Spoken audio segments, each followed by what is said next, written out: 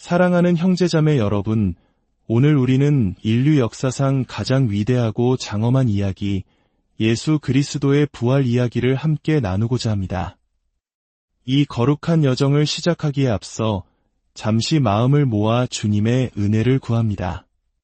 만약 이 이야기가 여러분의 마음에 울림을 준다면 이 영상을 공유하고 좋아요를 눌러주십시오. 그것은 단순히 숫자를 늘리는 행위가 아니라 어둠 속에 있는 또 다른 영혼에게 희망의 빛을 전하는 귀한 사역이 될 것입니다. 이 복된 소식을 전파하는 여러분 모두에게 하나님의 크신 축복이 함께하기를 기도합니다. 지금으로부터 약 2000년 전 목요일 밤이 깊어가던 시간이었습니다. 예수께서는 제자들과 함께 유월절 마지막 만찬을 나누신 후 예루살렘 동쪽 성벽바로 너머에 있는 겟세마네 동산에서 기도하고 계셨습니다. 그분의 마음은 인류의 모든 죄와 슬픔, 그 거대한 무게에 짓눌려 있었습니다. 그 고통이 어찌나 극심했던지 이마에서는 핏방울이 땀처럼 흘러내렸습니다. 바로 당신과 저의 죄를 대신 짊어지신 고뇌의 시간이었습니다. 그 순간 사랑하는 제자들은 피곤에 지쳐 깊은 잠에 빠져 있었습니다. 예수께서는 홀로 하늘을 우러러 아버지 하나님께 부르짖었습니다. 아버지여, 만일 할 만하시거든 이 잔을 내게서 지나가게 하옵소서. 그러나 곧이어 인류를 향한 가장 위대한 순종의 기도를 드리셨습니다. 그러나 나의 원대로 마시옵고 아버지의 원대로 하옵소서. 우리 삶도 마찬가지입니다. 우리 자신의 뜻과 욕망을 십자가에 못 박고 하나님의 뜻을 따르기로 결심하기 전까지는 진정으로 이대한 삶을 이룰 수 없습니다. 우리의 의지는 죽고 그분의 뜻이 우리 안에서 살아 움직여야 합니다. 잠에서 깬 제자들에게 예수께서 물으셨습니다. 어찌하여 나와 함께 한 시간도 이렇게 깨어 있을 수 없더냐? 인류 역사상 가장 중요하고 위태로운 순간 제자들은 영적으로 잠들어 있었던 것입니다. 이 모습은 오늘날 우리 사회를 향한 준엄한 경고가 아닐까요? 깊은 도덕적, 영적 위기 속에서 우리 교회와 성도들은 혹시 아니람이라는 깊은 잠에 빠져 있지는 않습니까? 이제는 잠에서 깨어나 일어서서 우리의 유일한 소망이신 예수 그리스도를 담대히 외쳐야 할 때입니다. 그때였습니다. 어둠 속 올리브 나무들 사이로 완전 무장한 500명의 로마 병사들이 횃불을 들고 나타났습니다. 그들은 영광의 주님을 둘러싸고 소리쳤습니다. 우리는 나사렛 예수를 찾는다. 예수께서는 조금도 두려워하지 않으시고 조용히 대답하셨습니다. 내가 그니라. 그 말씀이 떨어지자마자 중무장한 병사들은 마치 죽은 사람처럼 땅에 쓰러졌습니다. 이 놀라운 장면을 잠시 묵상해 보십시오. 예수께서는 친히 말씀하셨습니다. 아무도 내게서 생명을 빼앗지 못한다. 내가 스스로 버리노라. 로마의 법정은 그분을 정죄할 수 없었고 십자가는 그분을 정복할 수 없었으며 무덤은 그분을 가둘 수 없었습니다. 사탄조차 그분을 패배시킬 수 없었습니다. 왜냐하면 그분은 어제나 오늘이나 영원토록 만왕의 왕이시여 만주의 주이시기 때문입니다. 죽음과 지옥과 무덤의 권세를 이기신 정복자이십니다. 진정 이 모든 상황을 주관하시는 분은 살아계신 하나님의 아들 예수 그리스도였습니다. 그 혼란 속에서 배신자 유다는 예수님과의 관계보다 돈을 더 사랑하여 거짓된 입맞춤으로 스승을 팔아넘겼습니다. 성급했던 베드로는 칼을 빼어 대제사장의 종의 귀를 베어버렸습니다. 모세의 율법에 따르면 신체에 결함이 있는 자는 성전에서 섬길 수 없었기에 베드로의 이 행동은 그 종의 인생을 망가뜨리는 일이었습니다. 이처럼 우리 역시 가장 가까운 믿음의 동역자들로부터 상처받고 넘어질 때가 많지 않습니까? 하지만 예수님의 반응은 달랐습니다.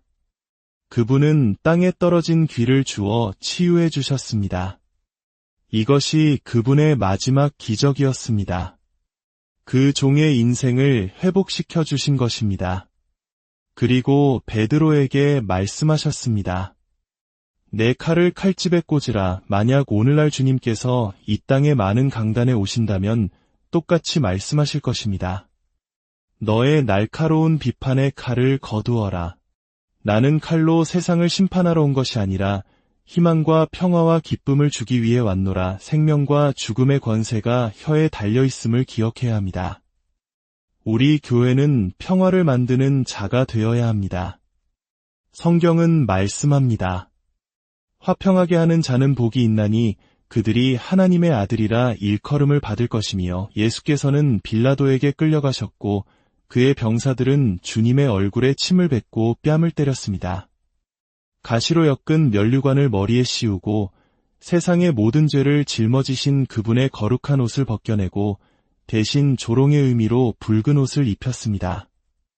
유대인의 왕이여 평안할지어다 라며 희롱했습니다.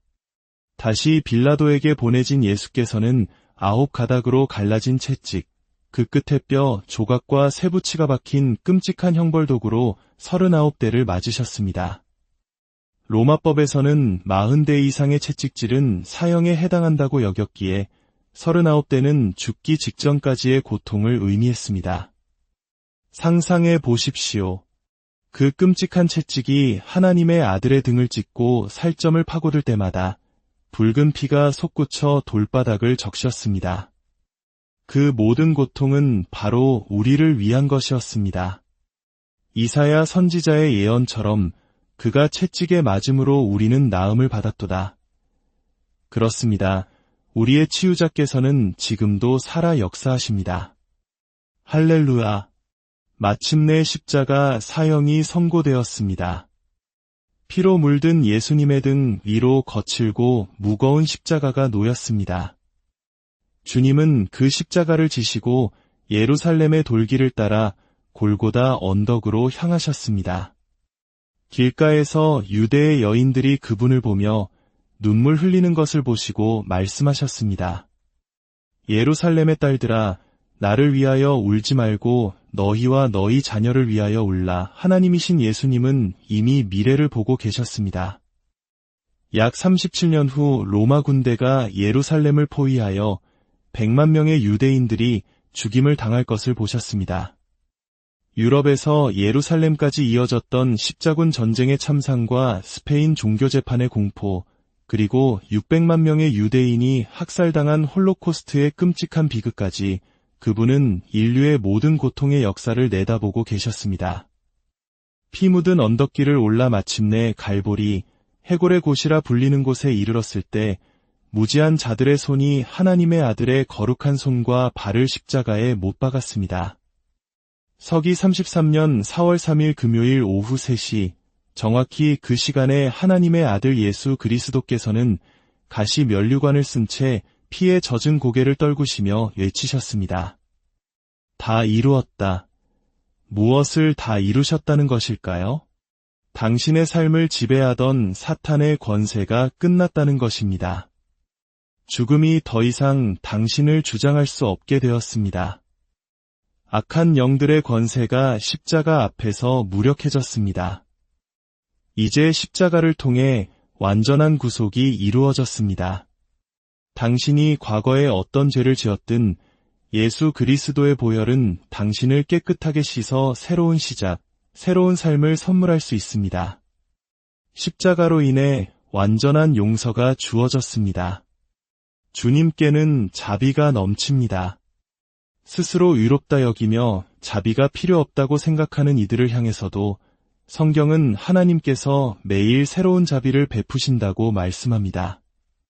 우리 모두는 매일 넘어지는 연약한 존재이기 때문입니다.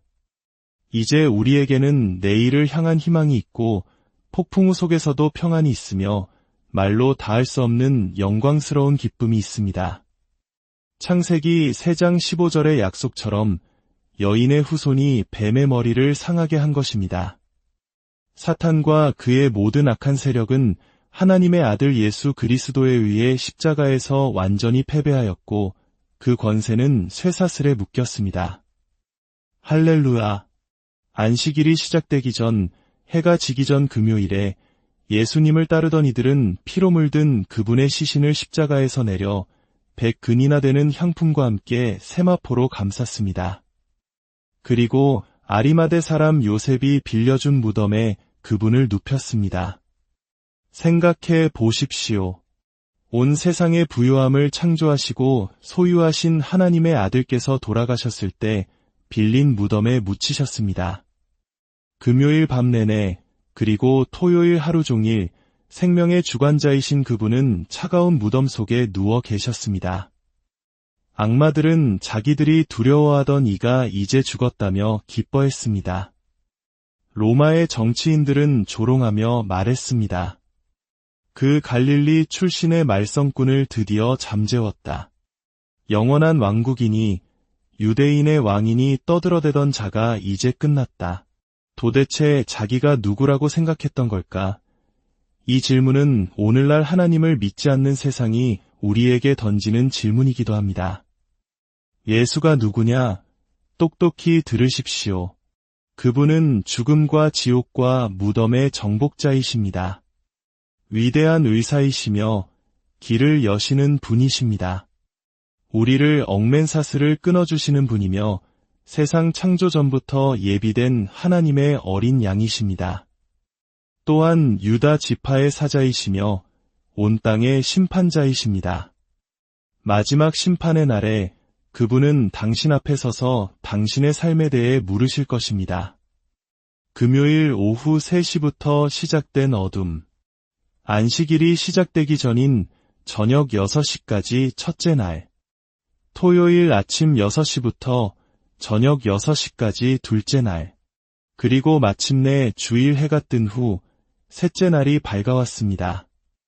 그분께서 다시 일어나시리라 약속하신 바로 그 셋째 날이었습니다. 셋째 날은 희망 그 자체의 장밋빛 새벽이었고 부활의 아침이었습니다. 셋째 날 새벽, 천사가 하늘의 높은 곳에서 내려와 무덤을 막고 있던 거대한 돌을 굴려냈습니다. 만약 당신의 삶에 불가능해 보이는 거대한 돌이 가로막고 있다면 부활하신 구세주께서 당신에게 모든 것을 가능하게 하는 능력을 주심을 믿으십시오. 셋째 날, 눈부신 빛이 번쩍이고 거대한 지진이 일어나자 무덤을 지키던 로마 병사들은 또다시 죽은 자처럼 땅에 쓰러져 공포에 떨었습니다. 셋째 날, 빌린 무덤의 어둠 속에서 세상의 빛이신 예수 그리스도께서 걸어 나오셨습니다. 그분은 이제 영광의 주, 하나님의 어린 양이자 유다 지파의 사자로 나오셨습니다. 만인보다 뛰어나신 분, 알파와 오메가, 처음과 나중, 죽으셨으나 이제 영원히 살아계신 분, 죽음과 지옥과 무덤의 정복자로 부활하셨습니다. 위대한 부활은 구약 성경에도 이미 예언되어 있었습니다. 호세아 6장 2절은 말합니다. 셋째 날에 우리를 일으키시리니 우리가 그의 앞에서 살리라. 주님께는 하루가 1000년 같고 1000년이 하루 같다고 하셨습니다. 하나님의 시간 계산법으로 볼 때 서기 1년부터 1000년까지가 첫째 날, 1001년부터 2000년까지가 둘째 날입니다. 그리고 2001년부터는 바로 셋째 날에 해당합니다. 그렇습니다. 우리는 지금 셋째 날을 살아가고 있으며 주님께서는 약속대로 우리를 데리러 오실 것입니다. 예수님의 제자들은 부활하신 주님을 만나고 나서야 그들의 삶이 완전히 변화되었습니다. 천사가 여인들에게 물었습니다. 그가 살아계실 때 하신 말씀을 기억하느냐? 인자가 죄인의 손에 넘겨져 십자가에 못 박히고 제3일에 다시 살아나야 하리라 하셨느니라. 그제야 그들은 예수님의 모든 말씀을 기억해냈습니다. 사흘 동안 그들은 절망 속에서 울고 패배감에 젖어 있었습니다. 만약 그들이 예수님의 말씀을 기억했더라면 그 슬픔의 시간은 희망의 기다림이 되었을 것입니다. 기억하십시오. 부활이 있기 전에는 반드시 십자가의 죽음이 있어야 합니다. 해가 뜨기 전에는 반드시 해가 져야 합니다. 승리가 있기 전에는 반드시 싸움이 있어야 하고 면류관을 얻기 전에는 반드시 십자가를 져야 합니다. 우리는 스트레스 속에서 하나님이 주신 3,000가지가 넘는 달콤한 약속들을 너무나 쉽게 잊어버립니다. 외롭고 거절당하고 버려졌다고 느낄 때 내가 결코 너희를 버리지 아니하고 너희를 떠나지 아니하리라 하신 주님의 약속을 기억하십시오. 질병으로 고통받고 있습니까? 믿는 자들에게는 이런 표적이 따르리니 병든 사람에게 손을 얹은즉 나으리라 하신 말씀을 기억하십시오. 치유자이신 예수님은 오늘도 우리와 함께 하십니다. 부활 이야기는 실패를 넘어선 믿음의 이야기이며 당신의 인생 최악의 날을 최고의 날로 바꾸는 비결입니다. 십자가 위의 한강도를 보십시오. 그는 평생을 범죄자로 살았고 이제 지옥 문턱에 서 있었습니다. 그는 예수님께서 왕국에 대해 말씀하시는 것을 듣고 간절히 외쳤습니다. 예수여, 당신의 나라에 임하실 때에 나를 기억하소서. 예수께서 대답하셨습니다. 오늘 내가 나와 함께 낙원에 있으리라. 우리는 때로 예수님께 나아가는 길을 너무 복잡하게 만듭니다. 하나님께서는 우리 모두가 영생을 얻게 하기 위해 그의 아들을 주셨습니다. 그러나 그 영생이 당신의 것이 되려면 예수 그리스도께서 당신 삶의 주인이심을 입으로 고백해야 합니다. 십자가 위의 강도에게 그날은 인생 최악의 날이었지만 예수님을 만남으로써 최고의 날이 되었습니다. 그는 눈을 감는 순간 천국에서 눈을 떴기 때문입니다. 예수님께서 십자가에 달리셨던 금요일은 한때 검은 금요일이라 불렸습니다. 생명의 주관자가 죽어가고 치유자가 이단으로 몰리며 구원자가 악마 들린 자로 비난받았기 때문입니다. 영광의 주님은 거짓말쟁이여 미치광이라는 조롱을 받았습니다. 그러나 오후 3시 십자가 위로 검은 구름이 분노처럼 들끓고 땅이 흔들렸으며 예루살렘의 무덤들에서 죽은 자들이 걸어 나왔습니다. 부활은 예수님 한 분만을 위한 것이 아니라 그분을 영접하는 모든 사람을 위한 것임을 온 도시가 알게 하신 것입니다. 성전의 휘장이 위에서 아래로 찢어졌습니다. 이는 이제 우리와 하나님 사이를 가로막던 장벽이 사라졌음을 의미합니다. 우리는 이제 예수 그리스도의 이름으로 담대히 하나님 아버지의 보좌 앞으로 직접 나아갈 수 있습니다. 대제사장들은 조롱했습니다. 내가 만일 하나님의 아들이어든 너 자신을 구원하라. 예수님은 그렇게 하실 수 있었지만 하지 않으셨습니다. 만약 그분이 자신을 구원하셨다면 우리를 위한 구원은 없었을 것이기 때문입니다. 그분은 우리를 구원하기 위해 기꺼이 자신을 희생하신 대속의 어린 양이셨습니다. 욥은 이미 부활의 계시를 받았습니다. 내가 알기에는 나의 대속자가 살아계시니 마침내 그가 땅 위에 서실 것이라. 내 가죽이 벗김을 당한 뒤에도 내가 육체 안에서 하나님을 보리라. 다니엘 역시 두 종류의 부활을 예언했습니다. 땅의 티끌 가운데에서 자는 자 중에서 많은 사람이 깨어나 영생을 받는 자도 있겠고 수치를 당하여서 영원히 부끄러움을 당할 자도 있을 것이며 예수님 또한 요한복음 5장에서 말씀하셨습니다. 무덤 속에 있는 자가 다 그의 음성을 들을 때가 오나니 선한 일을 행한 자는 생명의 부활로 악한 일을 행한 자는 심판의 부활로 나오리라. 그렇습니다. 의인의 부활과 불의한 자의 부활, 두 가지 부활이 있습니다. 당신 삶에서 가장 중요한 질문은 이것입니다. 당신은 예수 그리스도를 당신의 개인적인 구주로 알고 있습니까?